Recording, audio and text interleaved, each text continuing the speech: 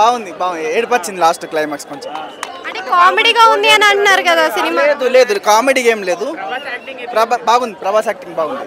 అంటే మీరు ప్రభాస్ కోసం వచ్చారా విష్ణు కోసం వచ్చారా? అంటే విష్ణు సినిమా ఫస్ట్ హాఫ్ మొత్తం కొంచెం బ్లాక్ గా డల్ గా ఉంది. ఏం లేదు, సినిమాకి అవసరం ఈ స్టోరీ అంతే తీశారు.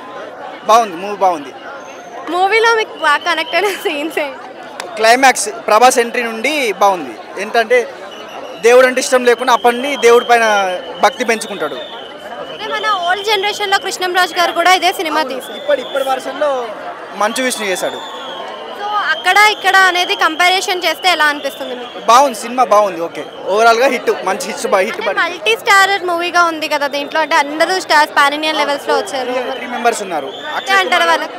అక్షయ్ కుమార్ గారు వచ్చేసి శివుడి క్యారెక్టర్ చేశాడు. మోహన్ లాల్ గారు, ప్రభాస్ ఒక క్యారెక్టర్ అంతే. బాగుంది ఓవరాల్ గా సినిమా.